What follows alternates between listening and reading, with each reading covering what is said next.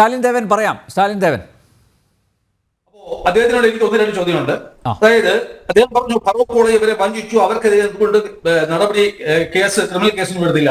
First question is 1950 ഒരു മൈനറായ പെൺകുട്ടിയുടെ question ചെയ്യാനുള്ള അവകാശത്തോടു കൂടിയുള്ള വസ്തുവിനെ ഫറൂഖ് കോളേജിന് സിദ്ദിഖ് സേട്ട് കൊടുക്കുന്നതിൽ ക്രയവിക്രയ സ്വാതന്ത്ര്യവും ഇത് ഭാവിയിൽ ഒരു പക്ഷേ എന്നിലേക്ക് മടങ്ങി വരും എന്നുള്ള കണ്ടീഷനോട് കൂടി കൊടുത്ത വസ്തു ഈ ഫറൂഖ് കോളേജ് വന്നിട്ട് ഈ ആൾക്കാർക്ക് കൊടുത്തുവെങ്കിൽ അത് എങ്ങനെ വഞ്ചനയാകും?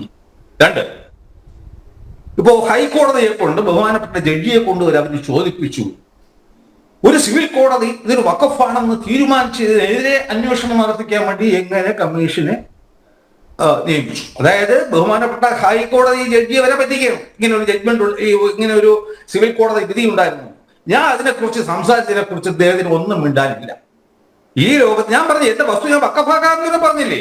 നിങ്ങൾ ഏതെങ്കിലും ഒരു സിവിൽ കോടതിയുടെ ജഡ്ജ്മെന്റ് മുനമ്പത്തെ വസ്തു വഖഫാണെന്ന് പറഞ്ഞിട്ടുള്ള ഒരു ജഡ്ജ്മെന്റ് കാണിക്കുകയാണെങ്കിൽ ഞാൻ എന്റെ എല്ലാ വസ്തുക്കളും, എന്റെ പേരിലുള്ള എല്ലാ വസ്തുക്കളും ഞാൻ വഖഫ് ആക്കാം. പിന്നെ മറ്റൊരു കാര്യം കൂടി ആലോചിക്കണം. ചിലയിടത്തൊക്കെ വന്നിട്ട് ഒരു രേഖന് ഹൈക്കോടതിയിലെ റിട്ട് പെറ്റീഷന്റെ ജഡ്ജ്മെന്റ് എടുത്തുകൊണ്ട് വന്നിട്ട് അതിന്റെ അകത്ത് വഖഫ് എന്നൊരു വാക്കുണ്ടെങ്കിൽ ആ വഖഫ് എന്ന് എഴുതിയിരിക്കുന്നു എന്ന് പറയും. നമ്മൾ മനസ്സിലാക്കേണ്ട കാര്യം, ഹൈക്കോടതിക്ക് ആർട്ടിക്കിൾ 226 അടിയിലുള്ള ഒരു റിട്ട് പെറ്റീഷനിൽ ഒരിക്കലും വസ്തുവിന്റെ ഉടമസ്ഥാവകാശം നിർണ്ണയിക്കാനുള്ള അവകാശമോ അധികാരമോ ഹൈക്കോടതിക്ക് ഇല്ല. അപ്പോ ഏതെങ്കിലും ഒരു സിവിൽ കോടതി, അതുകൊണ്ടാണ് ഇതുവരെ ഒരു കോടതിയും അങ്ങനെ ഒരു വിധി പറഞ്ഞിട്ടില്ലാത്തത് കൊണ്ടാണ് കഴിഞ്ഞ ഒരു മാസത്തിന് മുമ്പ് ഈ ജോസഫ് ബെന്നിയിൽ കൊടുത്ത കേസിൽ ഹൈക്കോടതി പറഞ്ഞു, നിങ്ങൾ ഇവിടെ അല്ല വരേണ്ടത്, നിങ്ങളെ അടിച്ചിറക്കാതെ ഞങ്ങൾ നോക്കിക്കോളാം, പക്ഷെ എത്ര ഓടി ചെന്നിട്ട് സിവിൽ കോടതി സമീപിക്കും.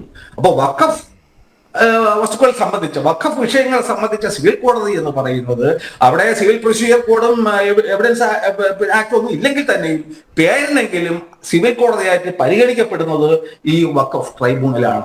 അങ്ങനെ ഇവര് പറയുന്നത് പ്രകാരം നേരത്തെ ഒരു സിവിൽ കോടതിയും ഹൈക്കോടതി ഡിവിഷൻ ബെഞ്ചും ഈ വസ്തു വഖഫാണെന്ന് പറഞ്ഞിരുന്നു എങ്കിൽ എന്താ ഇപ്പൊ ഹൈക്കോടതിക്ക് അത് മറ്റൊരു ഡിവിഷൻ ബെഞ്ച് തലക്കൂടെ വട്ടമുണ്ടോ? വീണ്ടും പോയിട്ട് നിങ്ങൾ സിവിൽ കോടതി പോകാൻ പറയാം. അപ്പൊ ഇതെന്ന് വെച്ച് കഴിഞ്ഞാൽ ഈ വഖഫ് ബോർഡിന്റെ ഇപ്പോഴത്തെ ആക്ഷൻ എല്ലാം കള്ളങ്ങളാണ്. ഇപ്പൊ അവർക്ക് ഈ പിടി വിടാൻ പറ്റത്തില്ല. കാരണം പിടി വിട്ടു കഴിഞ്ഞാൽ ഇന്ത്യയിലെ ജനങ്ങൾ കംപ്ലീറ്റും പറയും ഇത് നിയമപരമായ ഒരു കൊള്ളസംഘമാണെന്ന് പറഞ്ഞു. അത് പറയാതിരിക്കാനാണ് വഖഫ് വഖഫ് വഖഫ് എന്ന് പറഞ്ഞിട്ട് നടക്കുന്നത്. അപ്പൊ ഇപ്പൊ അവരുടെ ലക്ഷ്യം എന്താണ്? മുനമ്പത്തെ ജനങ്ങളെ കക്ഷി ചേർക്കാതെ ഹൈക്കോടതിയെ കൊണ്ട്, കാരണം സർക്കാരിന്റെ ഗവൺമെന്റ് ലീഡർ ഒന്നും ഉണ്ടാകും, ഒന്നും കൊടുത്താൽ പോലെ ഇവര് പറയണതൊക്കെ പാവപ്പെട്ട ഈ ജഡ്ജി വന്നിട്ട് അതിൽ എഴുതി വെക്കും. ഇങ്ങനെയാണ്.